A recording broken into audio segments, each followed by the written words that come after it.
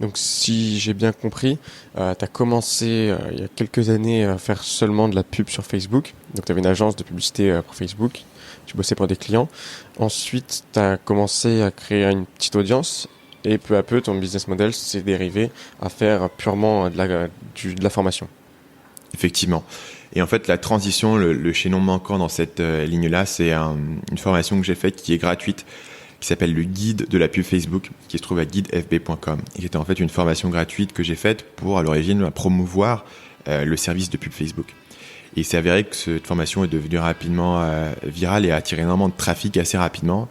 Et en fait, je suis devenu j'ai commencé à monter une légitimité en tant que formateur, un peu de manière accidentelle là-dessus, en fait, et monter une audience de gens qui me suivaient. Et je me suis dit, qu'est-ce que je fais avec cette audience? Parce que, en fait, je commençais à avoir plus de demandes pour mes services que j'arrivais vraiment à servir. Et il y avait plein de gens qui n'étaient pas à un niveau suffisant, parce que pour travailler avec quelqu'un en tant qu'agence Facebook, il faut qu'ils aient des budgets significatifs de manière à pouvoir rentabiliser ça. Les gens qui n'en étaient pas là, j'avais rien à leur proposer, en fait. Et donc, ils lisaient mes trucs gratuits, mais ils n'étaient pas qualifiés pour mes prestations. Et c'est de là qu'est émergée la première idée de formation, qui était la formation copywriting, parce que je me dis, les gens qui convertissent pas bien leur trafic, de toute manière, en pub Facebook, on peut rien faire pour eux. Parce que si derrière, tu convertis pas les leads qu'on t'envoie, ça sera jamais rentable. Et donc, du coup, tout le projet... Ton CPA va être beaucoup trop haut, et oui, ouais. Effectivement, tu vas perdre beaucoup d'argent.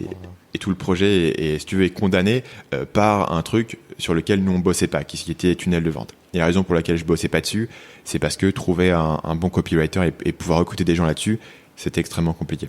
Donc, je me suis dit, je vais faire une formation et pouvoir aider les gens à s'auto-former et à eux-mêmes acquérir les compétences. Parce qu'en fait, si tu acquiers ces compétences-là de copywriting dans ton business, ça peut vraiment faire une différence.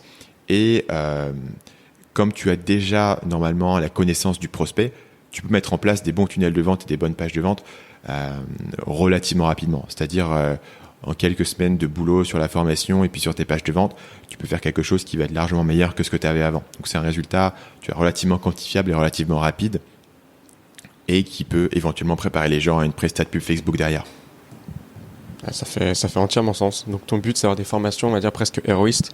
Tu veux qu'il y ait un impact assez rapidement sur le business de la personne qui a payé. Effectivement. Et puis moi, j'ai vraiment cette vision, si tu veux, de compétences. Pour moi, il y a aujourd'hui dans le marketing web trop de gens qui se concentrent uniquement sur les tactiques. Comment avoir plus d'abonnés sur Instagram, comment augmenter ton reach sur Facebook, qui sont des trucs qui vont et qui viennent. Mais fondamentalement, c'est rarement des petites tactiques qui vont faire que ton business fonctionne, parce que elles fonctionnent pas forcément pendant très longtemps. Et tu es obligé constamment de trouver la prochaine chose. Et tu vois, il n'y a pas d'effet de levier énorme dessus. C'est-à-dire, Je comprends entièrement ce que tu me dis. C'est exactement la même chose. Moi, il me parle de growth hacking, de comment est-ce qu'on fait pour scraper LinkedIn, alors que c'est qu'une tactique parmi tant d'autres. Et c'est pas du tout une fin en soi. La fin, c'est de comprendre la stratégie. Genre, qu'est-ce qu'on fait sur le long terme? C'est quoi notre business? Où est-ce qu'on veut aller? Et comme tu dis, déjà, de fixer le produit et le tunnel de vente, ou un funnel, avant de commencer à essayer de comprendre comment faire de l'acquisition un peu acquis. Ça, c'est vrai qu'au début, les gens ont un peu de mal à comprendre que non, c'est pas de hacker LinkedIn, c'est pas la meilleure manière de grossir pérennement pour le futur et durablement. Et là où c'est vraiment intéressant, c'est que tu regardes des techniques comme celles que je vais enseigner dans la formation copywriting, elles remontent au fait aux années 30. Claude Hopkins, Scientific Advertising, tu as des techniques qui ont été développées tout au cours du XXe siècle dans les publicités, qui étaient des encarts dans les magazines, dans des lettres qui étaient envoyées par courrier postal. Et en fait, c'est les mêmes techniques parce qu'elles sont basées sur la psychologie humaine, en fait. Et donc, tu peux supposer que tant que les gens qui achèteront ton produit, les gens derrière l'écran, seront des êtres humains qui prennent des décisions avec un cerveau humain, que ces techniques continueront à marcher. Évidemment, il faut continuer à les adapter pour les plateformes et pour les médiums qui sont utilisés, mais les fondamentaux de la psychologie humaine ne changent pas trop. En tout cas, pour le moment, on verra quand on aura commencé à devenir des cyborgs et à fusionner avec la machine. Mais en fait, c'est vraiment le seul moment où ces techniques de copywriting arrêteront de fonctionner.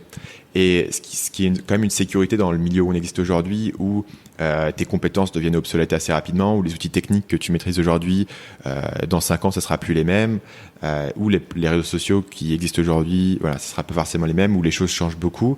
Une chose qui change pas, c'est la manière dont les gens prennent leurs décisions, et c'est les humains qui sont derrière. Et si tu peux travailler sur ces compétences de ton côté, en termes de carrière, c'est quand même une belle sécurité.